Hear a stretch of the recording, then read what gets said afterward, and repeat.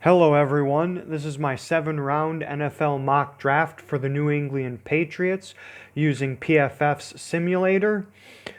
Before we begin, there's one thing that I want to ask you guys for, and ladies out there, is that if you can give me any tips or advice or anything, any comments about this video, I'd really appreciate that. I'm very new to YouTube, as you can see, and all of that advice and help would really help me immensely. Okay, so now on to the Patriots draft. The theme of this draft and the idea that I had going on when I was doing this mock draft simulation was that I wanted to build for the future. Tom Brady is gone, of course, and Jarrett Stidham is there, but the realistic chance that he's going to be a playoff Super Bowl caliber quarterback is honestly quite low. So the Patriots, they need to look for the future, and specifically next year. Justin Fields and Trevor Lawrence are amazing quarterback prospects for next year. There's not a 100% guarantee that they're going to come out next year, but you have to take that risk. So I made multiple trades to trade down and accumulate some draft capital for next year, just on the off chance that one of those quarterback or both of those quarterback prospects comes out. So the Patriots, I'm not saying for the Patriots to tank this year, but they need to look for the future. Okay, so after that, with my first selection then, at number 51, I took Bryce Hall, cornerback, Virginia University. Now, what I really like about Bryce Hall is that he is a press man corner. He's got amazing smarts and amazing length. The downside to him is that he doesn't have the best speed and athleticism, but put him in a Bill Belichick scheme, with all of his intelligence and smarts, I think he would really excel. And the Patriots can certainly use a cornerback, seeing as Stephon Gilmore is getting a bit up there in age. I'm not saying this guy is going to be Stephon Gilmore or replace him. I just think this guy's Bryce Hall can certainly be an above-average quarterback with his intelligence and meshing with Belichick. At 87, I took Jake Fromm, quarterback, University of Georgia. What I like about him is that I think he really fits with what the Patriots love to do in the quick passing attack, processing very quickly, getting the ball out of his hand. And that's what Jake Fromm does to a T. The thing that he might struggle with more is the downfield passing, 20 plus more yards down the field. He doesn't have the biggest cannon of an arm. It's honestly maybe a bit below average for his arm strength. So that's not the strength of his game. But I think he fits really well into a Patriots system, and I think it would behoove New England if they did not at least try and address a quarterback this year as well, taking Fromm or a couple of other prospects. It would be a really smart thing for them to do. At 98, I took Hunter Bryant, tight end, University of Washington. Now, he's a guy that I don't really love all that much, but at nearly 100, I don't think he's bad value here. He runs really good routes. He has a lot of good production. The thing with him that's a bit scary is that he's not the biggest guy in the world. He's only like 6'2" and about, I think, between 230 and 240-ish pounds. And he's not the fastest guy either at that size. He only runs like a 4.7 40. So that is kind of alarming, but the thing is, he was really productive, and he's kind of almost like a move tight end. He can be like kind of like a fullback, different kind of positional variety that he gives, and I see New England being able to use him in different ways and maximize his strengths. At 100, I took Antonio Gandy Golden, wide receiver, Liberty University. He's a bigger wide receiver, can play on the outside, wins with the routes that he wins at are slants, posts, anything that's in cutting is where this guy shines. He doesn't, where he's not the best is maybe like crossing routes or anything that has to go more laterally versus vertically, and he doesn't have the best speed for pure fade routes to stack the cornerbacks, but he does have good get off. He can get off the line of scrimmage versus press coverage above averagely, I would say. So that's a plus in his game.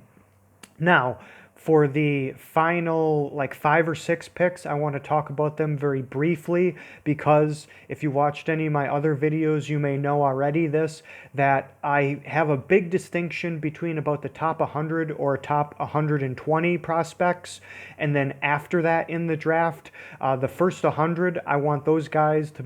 I think they're really impact players who can come in day one and you have a much better chance of getting at least a solid starter. After that, you're just really only trying to create some competition and depth, and they're guys that you're not really expecting even to make the roster.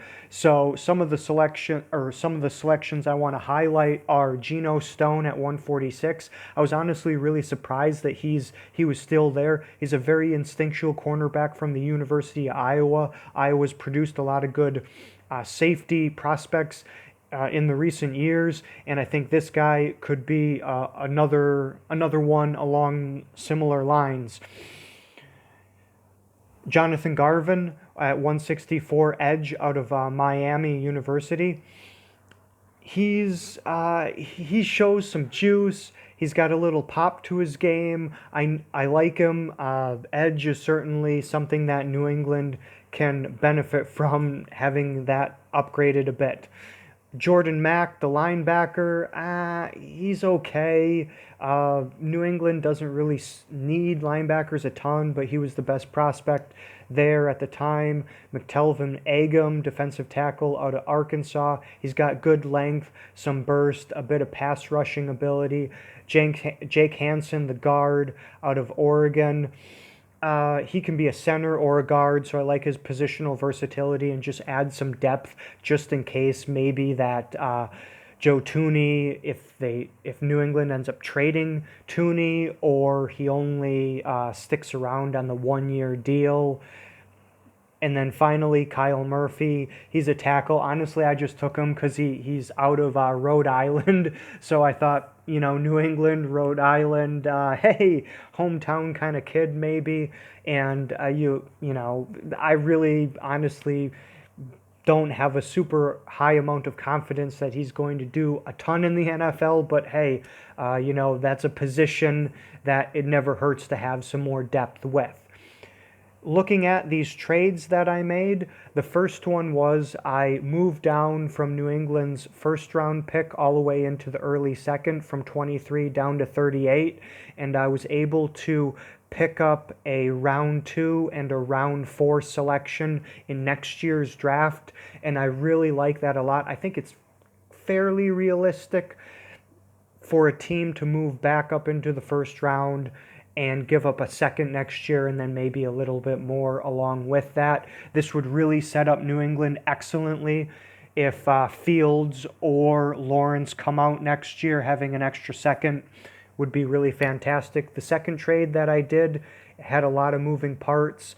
New England gave up the 38th, the 204th, and 241st pick to get Dallas's 51st pick in this year, 164th this year, and then Dallas's round 2 pick next year. So once again, this was all about loading up for next year's draft to try and make a run at the quarterbacks that will be potentially available next year. And if not, you can maybe even trade them for the year after that. Keep accumulating picks, keep accumulating draft capital. And then the final one, I wanted to move up a little bit because New England has an ass ton of picks this year. And honestly, when you're picking at 240, 200, 150, those guys, there's not a super high chance they're going to make the roster. So I like to move up a little bit once in a while, and that's what I did here with the final trade. In summary, what this was all about for the Patriots was thinking about the future. How am I going to get my quarterback because that's, of course, a dire need now. And then also the secondary thing that I was really keeping in mind is I want to get a lot of different positions and just replenish that roster, because in the recent years, I do think New England has suffered a fair amount of attrition. Some of their guys, especially in the secondary, the McCourtys and Gilmore, they're getting on the wrong side of 30 now. They can still be productive and good players, but for how much longer? Who knows exactly. So you need to restock that cupboard, and I think I've done a very good job with this. And I really like a couple of the fits specifically with what New England likes to do. Okay, well, it's been about 10 minutes. I'm signing off now. I really appreciate it if you made it all the way through this video. Most people only make it 1 or 2 minutes into my videos, so if you made it the entire way through, I want to shake your hand and really thank you very much. Okay, well, you have a great day.